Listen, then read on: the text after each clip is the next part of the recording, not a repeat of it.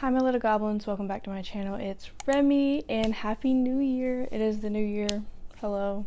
It's 2024. Hooray, I guess.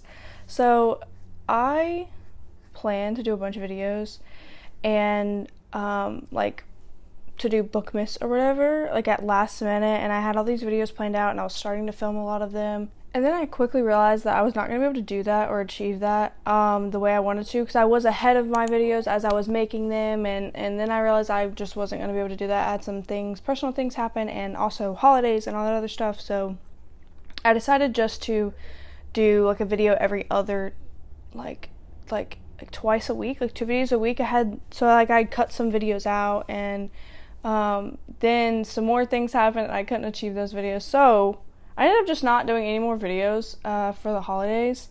So instead of doing what I read in 2023 at the end of December, we're going to be doing it in the beginning of January. So I believe I read 16 books this year, or last year now. I'm going to be going through them as I read them. So let me get those books. I probably should have got that before I clicked record, but I didn't. So let me grab those books. Okay, so I grabbed them in order, and then they quickly got out of order, and oh my god. Okay, so I'm gonna have to go back to my ratings because they were in order and then they got out of order. So the first book that I read this year was The Hawthorne Legacy by Jennifer Lynn Barnes. It's the second book to the Inheritance Games trilogy. Now it has 2 more books. I don't know if that's technically a part of the series or if its own little spin-off duology, but this is my favorite book in the series. And I gave it 5 stars.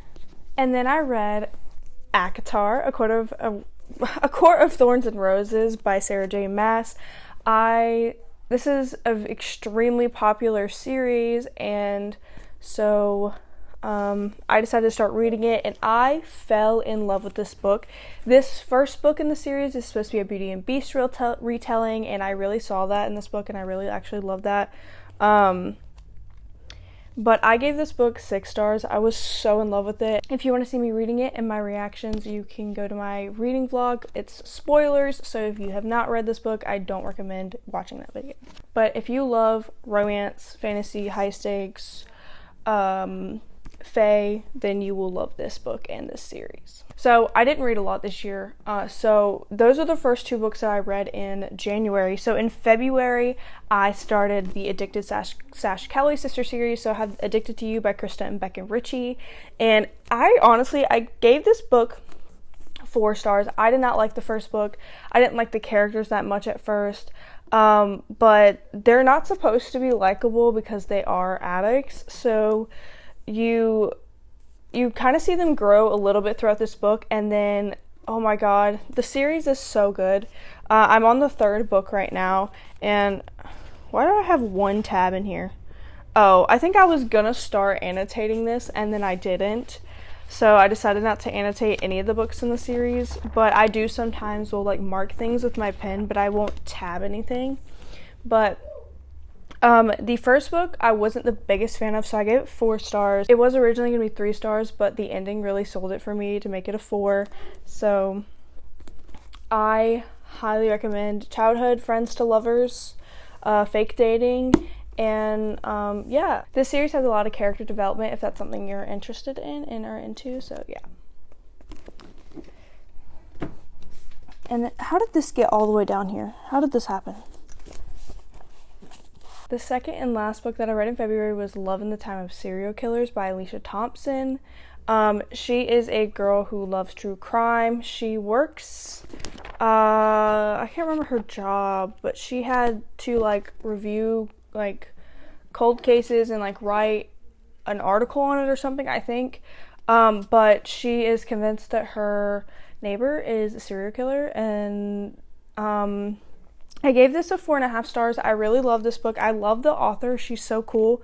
We messaged on Instagram when I was reading her book, because I saw in the back in her acknowledgement or about the author, she talks about how she's a super Paramore fan, and I love Paramore. I just love you even more. We have to be best friends because we both love Paramore. But this book is really good. I love the characters. Her thinking that her neighbor is a serial killer doesn't last very long. I think she's just a little paranoid because she does nothing but read and watch and listen to true crime, which understandable. I'm the same way. But her I'm just going to tell you what happens at the beginning of the book. So her father passes away and she has to go back to her dad's house. They weren't really close, but she's going there to look through all of his stuff, and she is going to sell his house. And I think that's what her intentions was to sell the house. And she's like going through his things and like trying to get everything out, but also trying to do stuff for her job because she can, work remotely. So, and then she like is kind of creeped out by the neighbor, even though he would help her dad out and stuff. Like he would mow the lawn for him and all these other things. So he was just trying to be helpful, but she does nothing but watch true crime and thought that he was trying to murder her. But yeah, they end up having this really cute love story. I think they're so cute, and yeah, definitely recommend you read this February. Okay, so the only book I read in March was Forever Interrupted by Taylor Jenkins Reid. I originally gave this book 4 stars. It's about a woman grieving. Her name is Elsie. She meets a guy. They were together for like a couple months and then decide to get married. And then her husband dies, and now she has to explain to his mother that she's never met that they're married. And her mom thinks that she's lying, and she's like grieving this loss of this person while also like it's a very melancholy read. It's a literary fiction, that's what Taylor Jenkins Reid is known for, is her literary fiction. So yeah, I think I would now give it a 3 because there's not a lot that I really remember about the book or really think about a lot, but it is a very interesting read, and Taylor Jenkins Reid's writing is always good, even though this is the only book I've read by her, but everybody loves her writing. And this is one I've never really heard anybody talk about, so if you need another Taylor Jenkins Reid book to read and you didn't know this one existed, there you go. Okay, then in April, I only read one book as well, and that was Ricochet by Krista and Becca Ritchie. This is the second book to the Addicted/Calloway Sister series. This is my favorite book in the series so far. I'm only in the 3rd book, so, but Ricochet really sold me. If the first book, I wasn't sure if I wanted to continue the series, but then I was like, I might as well. The first book was like 4 stars, so I mean, I'll read the second book. So then I read the second book, and the character development in this book is just so good. I love how okay, I can't say that, but I just love this book so much. It is my favorite. I gave it 5 stars, and I'm right now oh my god. Right now I'm reading Addicted for Now, the 3rd book in the series, and I love that book too. And I don't know if I don't know which one I'm going to like better, but right now this is my favorite in the series, and I definitely recommend this series. If you haven't read it already, the entire of BookTube talks about this series. It is so good. So then I started reading Asimov, and I got into a little bit of a reading slump and didn't really read any other book for 2 months. And then I finally finished Asimov in July. There is a reading vlog on this one as well, and the annotations are insane. This is my favorite book of the series. I'm going to be reading ACOWAR after I finish Addicted for Now, and I was going through it in this time in the month, or this time of the year while I was reading this, so I didn't feel like reading. But also when I was reading this, I was quite obsessed. I was obsessed. I constantly pick up this book and look at annotations in this book. It is one of my favorite books of all time, of forever. I love this series. I love the characters. I love this book. risen forever. That's all I'm saying. And all of my thoughts and feelings on this book will be in the reading vlog. Full spoilers, as always. All of these series that I do, reading vlogs like that, they're normally really popular. People have already read them, and I know some people like to see other people's reactions, so that's why I decided to do full spoilers on these, and some future series that I will be doing the same way. So yeah. I just love this book. Please read the series. If you haven't, you are missing out. You really are. Oh, I didn't do my rating. So the first book I gave 6 stars, but this one's better than the first book, so I gave this one 6.5 stars. Breaking the scale. This series is just breaking the scale. I have a feeling that Apple War is just going to be a 5, but that's not saying that it's not going to be better. But, I mean, it's not going to be good. It's just not going to be as good, I feel like. Then in August, I read a book on my Kindle Unlimited app. It was Rock, Paper, Scissors by Alice Feeney. I think I originally gave this book a 4 stars, but there were some plot holes in this book, and it literally confused me. And okay, so I want to talk about it. So if you don't want to hear this, if you haven't read the book yet, I would recommend skipping. I'll probably put a little chapter thing where it says rock, paper, scissors, spoilers or something down there. Just skip past it, okay? I'm going to give you a second. Okay, so if you've read the book, that you know that some chapters are letters that the wife writes to her husband every anniversary. It's like a tradition of some sort. And she also gives him like a specific present every year, every anniversary, to bring good luck. It's like a tradition. I think the first year was like copper or something, and it continued, and then she had it was like paper, rock, like things like that. That's why it's called rock, paper, scissors, I'm assuming. And so we'd read these letters assuming it's the woman that he is with now, okay? You know this if you've read the book, right? Okay, so towards the end of the book, you find out they're in this cabin, and you find out that the woman that he's with now is his second wife and not his first wife where the letters came from, okay? So then he opens up a drawer and finds all the gifts that his first wife gave him every anniversary, okay? Right? And then he sees them, right? And he looks at his current wife and goes, "Are you behind all of this?" So my confusion is, if the gifts that were in the drawer were all the gifts that his first wife gave him every single anniversary that they had, wouldn't he immediately know that it's his first wife that's behind all of this? Unless his second wife also gave him these same gifts every year. I don't understand. He also still keeps the paper crane in his wallet, and in the point in the book when they're at the cabin, his second wife gets so angry, and I'm assuming that she gets mad because she knows that paper crane's from his first wife, and she throws it into the fire, and then he saves it, and then she feels bad. What I don't understand is when he sees the gifts, why he immediately blames his second wife, because as a reader, you think it's his current wife that did the letters and all the gifts, right?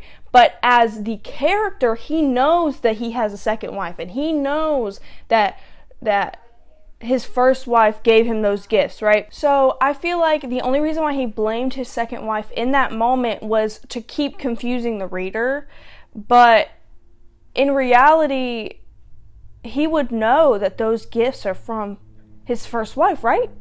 Am I crazy? I just don't understand. It didn't make sense to me. It literally confused me. I reread that chapter so many times trying to make sense of it. Unless his second wife gave him the same gifts every single anniversary, but that still wouldn't make sense because they haven't even been together that long. They weren't together as long as he was with his first wife. It just didn't make sense to me. It still doesn't make sense to me. If someone can explain it to me in the comments, thank you. But Rock, Paper, Scissors, Alice Feeney's 3 stars. It's not bad. I wouldn't read it again. And it makes me kind of deter me from her other books because that plot hole really like, I think it really turned the book in my head. I just didn't really like it. So it just really, it really confused me. It really confused me. Okay, so the second book that I read in August was Hidden in Snow by Viveka Stin. I actually buddy read this with my sister, so we started reading it, I think while I was reading Asimov, because she has kids, so she can't read super fast, so we would always read like we'd read 10 chapters and then talk about it, and then read 10 chapters and then talk about it. So when I was kind of in my little bit of a slump reading Asimov, I was also reading this in between. So I gave this a 3 stars. It's not that good. I thought it was going to be so much better than it was, because the premise is really good, but I think the execution just was not it. Basically, it is, it's originally written in Swedish. It's translated into English. So in Stockholm, there is this officer named Hannah, and she ends up losing her job because she's trying to get justice because one of her fellow officers beat his wife or girlfriend to death, and they're covering it up, basically. So she was going to try and get this officer arrested, but then the chief told her that she was getting fired because she's not a team player or something. So, or she's going on leave, whatever. But her sister's a lawyer and said, oh, they can't do that, blah, blah, blah, blah, blah. And so she ends up working at this place in R. I'm probably pronouncing these wrong. It's A-R-E, but the A has a little circle on it. I'll put it here. I don't know how it's pronounced because my sister was listening to the audiobook, so she probably knows how these things are pronounced, but I don't, because I read the physical copy. So, and also they say Hannah and Daniel differently, but she ends up working with this guy named Daniel in the R police department, and then this girl ends up being dead. Like, her name's Amanda, and it's all in third person and different point of views. So you get Daniel's point of view, you get Hannah's point of view, you get Amanda's point of view, you get Amanda's best friend's point of view, you get Amanda's parents' point of view. You get a lot of different point of views in this, and I think that adds to the story. I really do like it. It was like watching a Criminal Minds episode, except more boring. Because this book was very boring. I feel like it was dragged out too much. I feel like and I honestly didn't even read the ending, and because my sister told me that she told me who did it, and it was not like we had our own like opinions and suspects, and I suspected this person at the beginning of the book, but then I thought, no, that would be too boring. Like, maybe it's this, and like it would be something more exciting and like, oh my god, I can't believe this happened. No, it wasn't that. It was just the boring ending. And yes, it's probably more realistic this way, but I feel like when you're trying to make a mystery novel, a crime novel that is entertaining, that it needs to have like a little bit of a plot twist. I feel like it needs to have a little bit of plot twist, and I don't think this did. Now, if it was a true crime book, that would be different because you're obviously telling a story, but this is fiction. And I feel like it could have been more exciting. Because it got to a point where I was like tired of reading. It got to a point where I didn't want to finish the book, but because me and my sister were buddy reading it, I wanted to finish it. So now we're going into September. And in September, I read The Soulmate Equation by Christina Lauren. I'm trying to get through Christina Lauren's backlist, and this book, 5 stars. Love this book so much. The characters, so good. It's so good. Her books are just so good. This book is not better than Love in Other Words. I don't think any of her books will be able to beat Love in Other Words, but this book, so good. They have a little bit of like nerdy flirting. It's really cute. There's also a kid in this for people who don't like the child trope. She's like a single mother, but it's not done in like those like a 5-year-old says something profound that a 5-year-old would never actually say. No, she's actually a child in this book. She acts like an actual kid. She has different, she has things that she likes and doesn't like, and she asks things like, why isn't Mr. Pena here? You know? So, but yeah. Yeah, my camera's gonna die. So let me finish this real quick. But yeah, and so then the second book that I read in September was for school. It was The Making of a Chef. I gave this 4 stars. I didn't really like it that much. It was kind of boring, but it was interesting. And then in October, I didn't read anything. And then in November is when I read the most this month. So I read The Simple Wild by K.A. Tucker. Definitely recommend this. This was a 5-star. It's marketed as a romance, but I feel like it's more of a literary fiction with a romance subplot, because it's about a girl who is trying to mend her relationship with her estranged father because she finds out that he has cancer. So yeah, interesting, 5 stars. And then we have Blood and Honey by Shelby Mahurin. This book was 4.25. First one's better in my opinion. This one was a lot more emotional. The first one was more funny, witty, getting to know the characters. This one was more emotional. But I love this series, and the ending of this was baffling, and 4.25, definitely recommend this series. And then I read Josh and Hazel's Guide to Not Dating. Love this book, 5 stars. I put 4.25, 5 stars. This book's 5 stars. I love Hazel. I love Josh. It's dual POV. Super short, super cute, super sweet. Definitely recommend. Then in December, I was trying to read a bunch of holiday reads. The only book that I was able to read was Christmas Cupid by Ilsa Madden Mills. 4 stars, super cute, hockey romance. Here's the cover. Extremely cute. Definitely recommend if you want a cute, short holiday read. Okay, and then I had Crime and Candy Canes by Alina Jacobs. DNF that book. The Worst Christmas Wife, I wasn't able to finish because my Kindle Unlimited went out. But that one was cute as well. I was so close to finishing it, but didn't. So here's the cover, super cute. Definitely recommend that book as well. And then we have, it was by Katie Bachand. So I was trying to remember the author. Yeah. Anyways, so then we have Book Lovers by Emily Henry. The only reason I finished this book before the end of December was the audiobook. Spotify, thank you.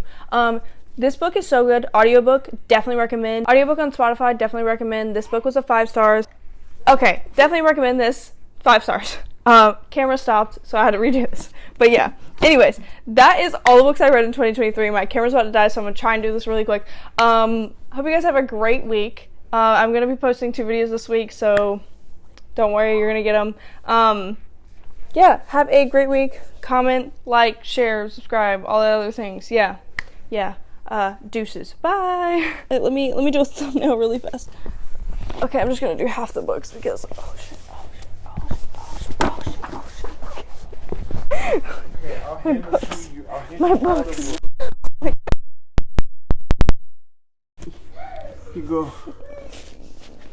Oh, thank you, baby. Okay.